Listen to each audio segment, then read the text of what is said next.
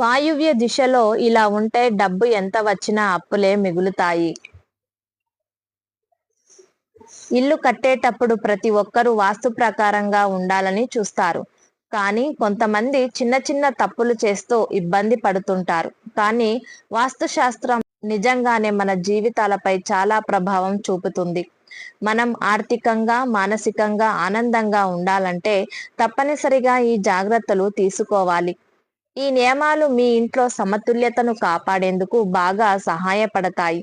అంతేకాకుండా ఇవి మానసిక ప్రశాంతతని తీసుకువస్తాయి. వాస్తు ప్రకారం వాయువ్య దిశలో ఇలా ఉంటే డబ్బు ఎంత వచ్చినా అప్పులే మిగులుతాయి.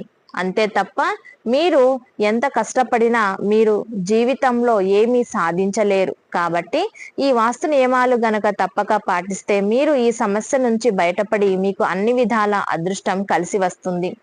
వాస్తు ప్రకారం ఇంటి ఈశాన్య ప్రాంతంలో వాస్తు లోపం అనేది నేరుగా మానసికకు దారి తీస్తుందని వాస్తు శాస్త్రంలో ఉంది. ఈ ప్రమాదాన్ని అధిగమించడానికి ఈశాన్య ప్రాంతాన్ని చాలా శుభ్రంగా, సమస్యలు లేకుండా ఉంచడం అత్యంత ముఖ్యం. కాబట్టి toilets, septic tank, heavy storage, dustbin వంటివి ఈ ప్రాంతంలో అస్సలు ఉండకూడదు.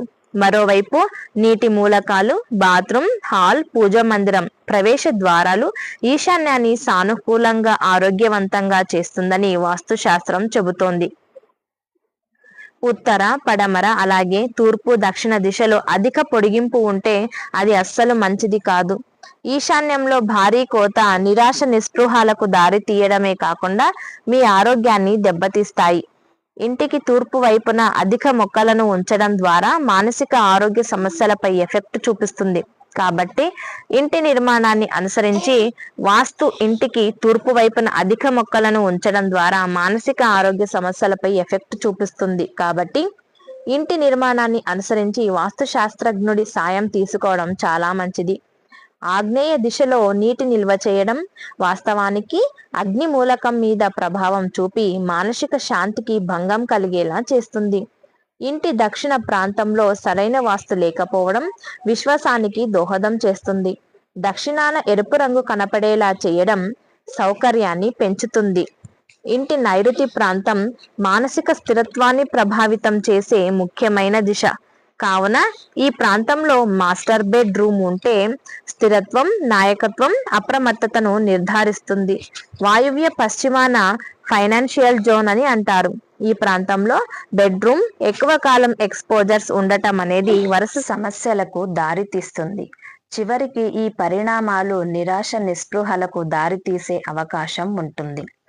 దక్షిణం నైరుతిలో దేవుని గది ఉంటే మానసిక క్షోభకు దారితీసి జీవితంలో అన్ని పరిస్థితుల్లో అడ్డంకులను సృష్టిస్తుంది.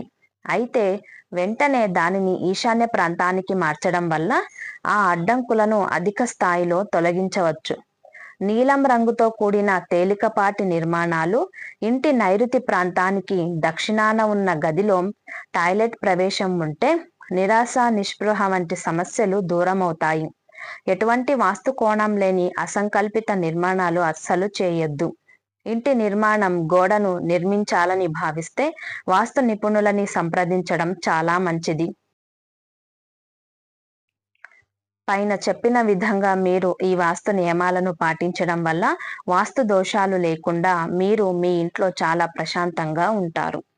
ఈ వీడియో మీకు నచ్చినట్లయితే ప్లీజ్ లైక్ చేసి మీ ఫ్రెండ్స్కి షేర్ చేయండి.